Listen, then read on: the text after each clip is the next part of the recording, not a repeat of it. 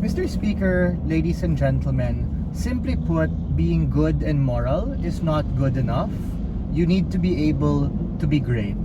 The point in which you lower the barrier to be able to be great in whatever way, shape, and form cheapens the definition of what a saint is and defeats the purpose, therefore undermining the institution doing that scrutiny, making it significantly harder for people to be able to pray and intercede in the name of the God they believe in.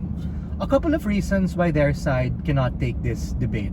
The first is, I want to call out the very narrow burden that they choose to defend. Because in the attempt to respond to our analysis and mechanisms, they simply choose to defend and they want to remove the nuance to the miracles because they think it's hassle, they think it's subjective, and there are many people who are good and great who deserve that status of sainthood but aren't able to because of the miracle.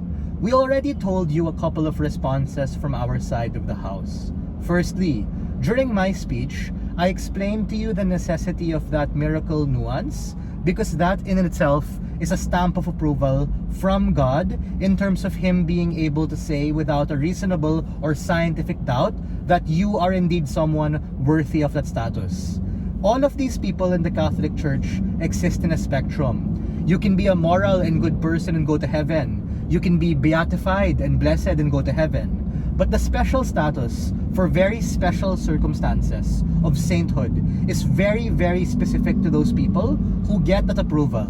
And make no mistake, if they claim that the other mechanisms on our side of the house are also something that exists on their side, then I question the delta or impact that they're really proving in this debate.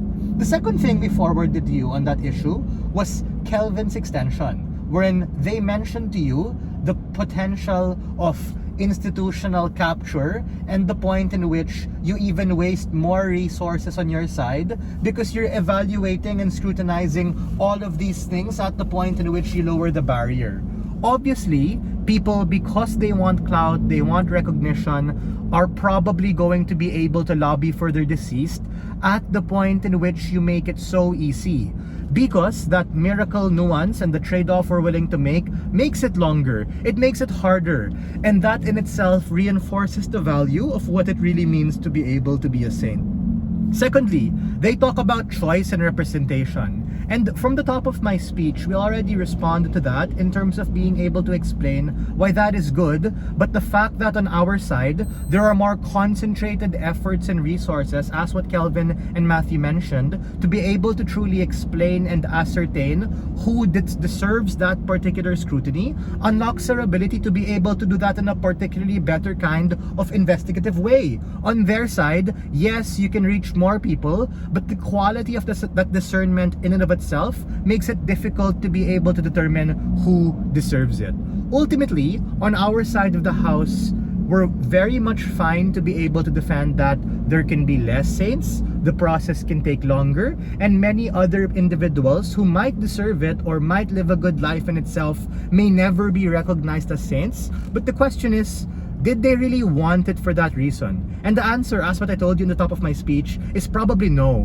Because these people don't just do it because of recognition. Don't just do it so that they can be prayed for and asked for intercession of. They do it because they devote themselves to be able to conquer evil, challenge sin, and ultimately be able to devote their entire lives in an above average and exemplar way to truly be able to devote to God and to be able to help their community. We are very proud to stand on Sadneg. Thank you.